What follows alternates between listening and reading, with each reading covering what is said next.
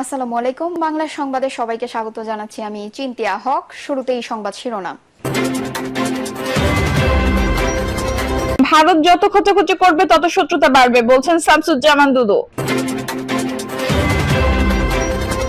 হাসিনা আওয়ামী লীগের দুর্নীতির চিত্র পাঠ্য বইয়ে আসা উচিত, বললেন ডক্টর ইউনূস। জানাবো 21 আগস্ট গ্রেনেড হামলা হাইকোর্টের রায়ে ন্যায় বিচার প্রতিষ্ঠিত হয়েছে, বললেন রুজবে। ম্যানন ইনু দ্বিতীয় পলককে নতুন মামলায় গ্রেপ্তার দেখানো হলো। এবং সর্বশেষ জানাবো 21 আগস্ট গ্রেনেড হামলার বিচার প্রক্রিয়া অবৈধ। শুনছিলেন সংবাদ শিরোনাম, এখন বিস্তারিত।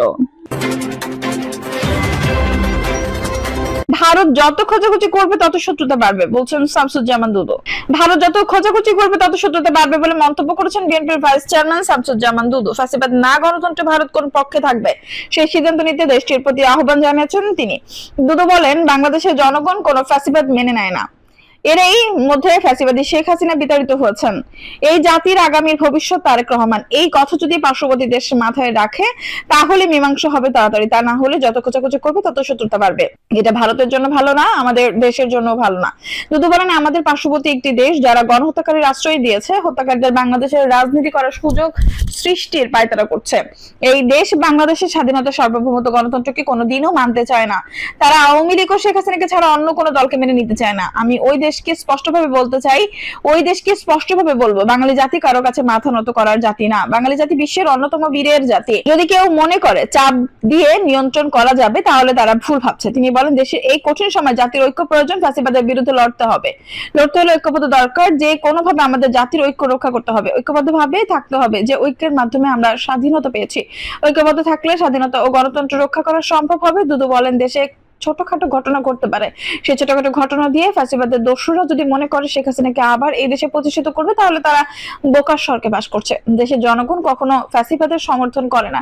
দেশের জনগণ যাকে প্রত্যাখ্যান করে তাকে আর কখনো গ্রহণ করে না। এটা শেখ হাসিনা বুঝতে পারেনি। তিনি বলেন, দেশের সাধারণ খেটে খাওয়া মানুষ কষ্ট আছে। নিত্য প্রয়োজনীয় দ্রব্যের মূল্য আগের মতোই আছে, তেমনটা কমেনি। আমরা এই সরকারের কাছে প্রত্যাশা করি যত দ্রুত সম্ভব প্রয়োজনীয় দ্রব্যের মূল্য নিয়ন্ত্রণে আনা হোক।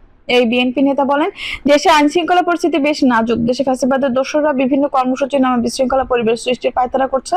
কিন্তু সরকারের পক্ষ থেকে কঠোরভাবে ভূমিকা রাখার কথা ছিল, সেটা অনেকটাই দুর্বল। পুলিশ, আইন শৃঙ্খলা বাহিনী অনেকটা নিষ্ক্রিয় আছে। আইন শৃঙ্খলা বাহিনীর ক্ষেত্রে সরকারকে আরো সক্রিয় ভূমিকা রাখতে হবে। হাসিনা আওয়ামী লীগের দুর্নীতির চিত্র পাঠ্য বইয়ে আসা উচিত, বলেন ডক্টর ইউনূস। গত 15 বছরে শেখ হাসিনার নেতৃত্বে আওয়ামী লীগের আমলের দুর্নীতির চিত্র একাডেমিকে পাঠ্য বইয়ে আসা উচিত বলে মনে করেন অন্তর্বর্তী সরকারের প্রধান উপদেষ্টা অধ্যাপক ডক্টর মোহাম্মদ ইউনূস। শ্বেতপত্রের দুর্নীতির চিত্র উঠে এসেছে। সে সম্পর্কে সংবাদ সম্মেলনে প্রধান উপদেষ্টার প্রেস সচিব বলেন, উন্নয়নের যে গল্পটা করা হয়েছে সেটাকে ওনারা আসলে পোস্ট মডার্ন করেছেন। এই পোস্ট মডার্নের মাধ্যমে যেটা বেরিয়ে এসেছে সেটা খুবই ভয়াবহ চিত্র। আমাদের চোখের সামনে, গোটা দেশের মানুষের চোখের সামনে একটা লুটপাট চলেছে। শফিকুল আলম বলেন, অধ্যাপক ইউনূস এটা দুর্নীতির ভয়াবহ চিত্র শুনে বললেন যে আমরা আতঙ্কিত। কি ভয়াবহ অবস্থা, আমাদের রক্তহীন করার মতো অবস্থা। তিনি বলেন, অনেক মানুষ গরিব, এই গরিব মানুষের টাকা এরা লুটপাট করেছে। এরা যে খুব বেশি লোক তা না। এখানে রাজনৈতিক ছিলেন, আমরা ছিলেন, আলিদাস ছিলেন, কিছু ব্যবসায়ী ছিলেন, অলিদাস ছিলেন, কিছু ব্যবসায়ী ছিলেন। আপনারা জানেন আমাদের অনেক সাংবাদিক এটার বৈধতাও দিয়েছিলেন।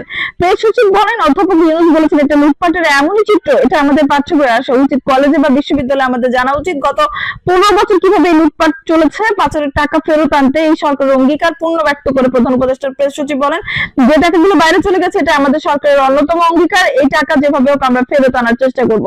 দুর্নীতির ভয়াবহতা তুলে ধরে প্রধান উপদেষ্টার প্রেস সচিব বলেন, পতিত স্বৈরাচার এক ধরনের বীরত্বের সুরই বলেছিলেন যে তার পিয়নো 400 কোটি টাকার বিনিময় বানিয়েছে। প্রেস সচিব আরো বলেন, অধ্যাপক ইউনূস এই শ্বেতপত্র সম্পর্কে বলেছেন এটা একটা ঐতিহাসিক দলিল, ল্যান্ডমার্ক ডকুমেন্ট। 21 আগস্ট গ্রেনেড হামলা হাইকোর্টের রায়ে ন্যায় বিচার প্রতিষ্ঠিত হয়েছে, বললেন রুজবে। 21 আগস্ট গ্রেনেড হামলা মামলায় হাইকোর্টের রায়ে সন্তুষ্টি প্রকাশ করেছে বিএনপি। রোববার 1 ডিসেম্বর রায় ঘোষণা করেন হাইকোর্ট। এতে এই মামলায় বিএনপির ভারপ্রাপ্ত চেয়ারম্যান তারেক রহমান, সাবেক রাষ্ট্র স্বরাষ্ট্র প্রতিমন্ত্রী লুৎফুজ্জামান বাবর সহ দণ্ডিত সব আসামি খালাস পেলেন। রায়ের খবর পাওয়ার পরপরই নয়াপল্টনে দলটির কেন্দ্রীয় কার্যালয়ে অনুষ্ঠিত সংবাদ সম্মেলনে বিএনপির জ্যেষ্ঠ যুগ্ম মহাসচিব রুহুল কবির রিজভী বলেন, 21 আগস্ট গ্রেনেড হামলা মামলায় হাইকোর্টের রায়ে ন্যায় বিচার প্রতিষ্ঠিত হয়েছে। আওয়ামী লীগ রাষ্ট্রশক্তিকে ব্যবহার করে অবৈধভাবে তারেক রহমান সহ অন্যদের বিরুদ্ধে সাজা দিয়েছিল। আপিল বিভাগ যথাযথ রায় দিয়েছেন। মেনন, ইনু, দীপু, পলককে নতুন মামলায় গ্রেপ্তার দেখানো হলো। সাবেক সমাজ কল্যাণ মন্ত্রী রাশেদ খান মেনন, সাবেক তথ্যমন্ত্রী হাসানুল হক ইনু, সাবেক সমাজ কল্যাণ মন্ত্রী ডক্টর দীপু মনি এবং সাবেক টেলিযোগাযোগ ও তথ্য প্রযুক্তি প্রতিমন্ত্রী জুনায়েদ আহমেদ পলককে নতুন মামলা গ্রেপ্তার দেখিয়ে কারাগারে পাঠানো হয়েছে। রাষ্ট্রপক্ষের আইনজীবী জানান, জুলাই আগস্টের গণহত্যায় তাদের প্রত্যক্ষ পরোক্ষভাবে মদত রয়েছে। এর আগেও বিভিন্ন মামলায় রিমান্ডে ছিলেন তারা। মধুবিল থানার খালেদা জিয়ার গাড়ি বহরে হামলার মামলায় হাসানুল হক ইনু, রাশেদ খান মেননকে গ্রেপ্তার দেখানোর আদেশ দেন আদালত। শাহবাগ থানা নতুন হত্যা মামলায় দীপু মনি ও জুনায়েদ পলককে এবং রামপুরা থানার নতুন হত্যা মামলায় হাসানুল হক ইনুকে গ্রেপ্তার দেখানোর নির্দেশ দেওয়া হয়। 21 আগস্ট গ্রেনেড মামলার বিচার প্রক্রিয়া অবৈধ।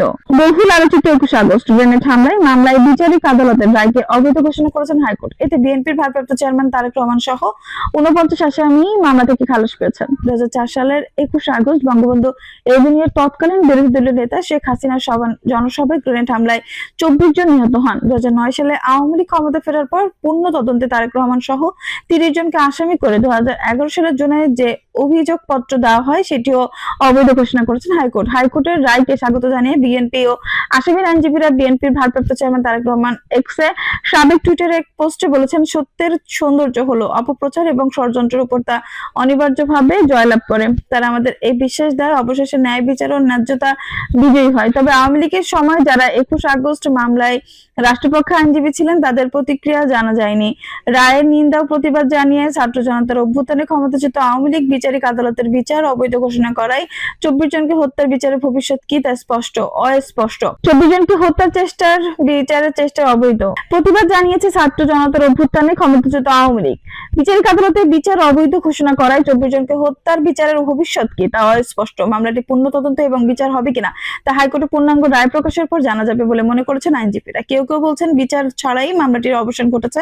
রাষ্ট্রপক্ষের অ্যাটর্নি জেনারেল মোহাম্মদ আসাদুজ্জামান সাংবাদিকদের বলেন, রায়ের কারণ দেখে নির্দেশনা নিয়ে আপিলের বিষয়ে সিদ্ধান্ত নেওয়া হবে। আসামি পক্ষের আইনজীবীরা জানিয়েছেন, মামলার প্রধান আসামি মুফতি হান্নানকে 347 দিন রিমান্ডে রেখে 2011 সালের 7 এপ্রিল 6 পৃষ্ঠার স্বীকারোক্তিমূলক জবানবন্দি আদায় করা হয়। এতেই প্রথমবারের মতো 21 আগস্ট গ্রেনেড মামলার তারেক রহমানের নাম আসে। 3 মাস পর 3 জুলাই অভিযোগপত্রের তারেক রহমান, সাবেক স্বরাষ্ট্র প্রতিমন্ত্রী লুৎফুজ্জামান বাবর, সাবেক উপমন্ত্রী আব্দুল সালাম পিন্টু সহ বিএনপি নেতা এবং 2004 সালের আগস্টে দায়িত্বে থাকা পুলিশ এবং গোয়েন্দা সংস্থার কর্মকর্তাদের আসামি করা হয়েছিল। সন্ত্রাসবাদ বিরোধী আইনে নিষিদ্ধ সংগঠন হরকাতুল জিহাদ নেতা মুফতি হান্নান জীবদ্দশায় এই স্বীকারোক্তিমূলক জবানবন্দি অস্বীকার করে তা বিচার প্রক্রিয়া থেকে বাদ দিতে বিচারিক আদালতে 2টি আবেদন করলেও তা খারিজ করা হয়। পরে 2013 সালে উভয় আবেদনের বিপরীতে হাইকোর্টে রিভিশন দায়ের করেন। ওই বছরের 22 এপ্রিল আবেদন উপস্থিত হয়নি মর্মে খারিজ হয়। 2017 সালের 12 এপ্রিল অন্য মামলায় মুফতি হান্নানের মৃত্যুদণ্ড কার্যকর করা হয়। তিনি জীবদ্দশায় আদালতে তারেক রহমান সহ সম্পূরক অভিযোগপত্রে আসামি করা 30 জনের বিরুদ্ধে সাক্ষী দেননি। মুফতি হান্নানের জবানবন্দি গ্রহণকারী বিচারক এইচ.এম. হাবিবুর রহমান ভুইয়া রাষ্ট্রপক্ষের সাক্ষী হন। বিচারিক আদালতে 21 আগস্ট মামলায় দণ্ডিত আসামিদের আপিল এবং ডেথ রেফারেন্স অনুমোদনে হাইকোর্ট শুনানি সাক্ষ্য গ্রহণ করেননি। বিচারিক এইচ.এম. আসাদুজ্জামান ও বিচারপতি সৈয়দ এনায়েত হোসেনের বেঞ্চ মুফতি হান্নানের জবানবন্দির ভিত্তিতে তৈরি করা অভিযোগপত্র অবৈধ ঘোষণা করেছেন। সাবেক রাষ্ট্রপতি প্রয়াত জিল্লুর রহমানের স্ত্রী আইভি রহমান সহ 24 জনকে হত্যা এবং আওয়ামী লীগের 3 শতাধিক নেতাকর্মী আহতের ঘটনায় সেই সময়ের হত্যা ও বিস্ফোরক আইনে 2টি মামলা হয়। 2018 সালের 10 অক্টোবর ঢাকার বিচারিক আদালত লুৎফুজ্জামান বাবর সহ 19 জনকে মৃত্যুদণ্ড এবং তারেক রহমান সহ 19 জনকে যাবজ্জীবন এবং 11 জনকে বিভিন্ন মেয়াদে কারাদণ্ড দেন। মৃত্যুদণ্ড পাওয়া আসামিদের 14 জন ছিলেন হুজির সদস্য। 5 আগস্ট আওয়ামী লীগ সরকারের পতনের পর হাইকোর্টে নতুন করে এই 2 মামলার শুনানি শুরু হয়। রায়ের ঘোষণার সময় আদালতে রাষ্ট্রপক্ষে ছিলেন deputy attorney general Mohammad Jasim Sarkar, আসামি পক্ষে ছিলেন আইনজীবী এস.এম. শাহজাহান ও শিশির মনির। উপস্থিত ছিলেন বিএনপির ভাইস চেয়ারম্যান ও জ্যেষ্ঠ আইনজীবী জয়নুল আবেদিন, চেয়ারম্যান উপদেষ্টা সুপ্রিম কোর্ট আইনজীবী সমিতির সভাপতি ব্যারিস্টার এ.এম. মাহবুবউদ্দিন খোকন, আইন বিষয়ক সম্পাদক ব্যারিস্টার কাসের কামাল প্রমুখ। হাইকোর্ট পর্যবেক্ষণে বলা হয়, মুফতি হান্নানের জবানবন্দি আলোকে যে দ্বিতীয় অভিযোগপত্র নেওয়া হয়েছে সেটি ছিল অতিমাত্রায় বেআইনি। এই ক্ষেত্রে আইনের অনুসরণ করা হয়নি। প্রথম অভিযোগপত্রটি গ্রহণযোগ্য নয়, কারণ ওই অভিযোগপত্রটি মুফতি হান্নানের স্বীকারোক্তিমূলক জবানবন্দির ভিত্তিতে তৈরি করা, যা তিনি পরে প্রত্যাহার করেছিলেন। সবচেয়ে বড় কথা, তদন্তকারী কর্মকর্তা ম্যাজিস্ট্রেট ছাড়া 25 সাক্ষীর কেউই বলেননি কে গ্রেনেড ছুড়েছে বা কাউকে ছুটতে দেখেছেন। ফলে প্রকৃত খুনি কে এর প্রমাণ নেই। শুধু স্বীকারোক্তি স্বীকারোক্তিমূলক জবানবন্দিতে অন্য আসামিকে সাজা দেওয়া যায় না। রায়ের উপর আইনজীবী শিশির মনির বলেন, বিচারটি অবৈধ ঘোষণা করা হয়েছে। আদালত বলেছেন, এক সাক্ষীর সঙ্গে আরেক সাক্ষীর মিল নেই। শোনা সাক্ষীর উপর ভিত্তি করে সাজা দেওয়া হয়েছিল, সেই জন্য তারেক রহমান, লুৎফুজ্জামান বাবর সহ সবাইকে আদালত খালাস দিয়েছেন। হাইকোর্টের পর্যবেক্ষণ প্রসঙ্গে তিনি বলেন, কেউ সহচক্ষে ঘটনা দেখেছেন এমন প্রমাণ নেই। যাদের স্বীকারোক্তিমূলক জবানবন্দি নেওয়া হয়েছে তাদের উপর নির্যাতন করে নেওয়া হয়েছে। মুফতি হান্নানি দুটি স্বীকারোক্তিমূলক জবানবন্দি দিয়েছিলেন। তৃতীয় জবানবন্দিটি পরে তিনি প্রত্যাহার করেন, তাই এর আইনি ভিত্তি নেই। রায়কে স্বাগত জানিয়ে জ্যেষ্ঠ আইনজীবী এম শাহজাহান বলেন, সাক্ষ্যের ভিত্তিতে মামলা প্রমাণিত হয়। দ্বিতীয় অভিযোগপত্রে তাদের আসামি করা হয়েছে তা আইনিভাবে গ্রহণযোগ্য নয়।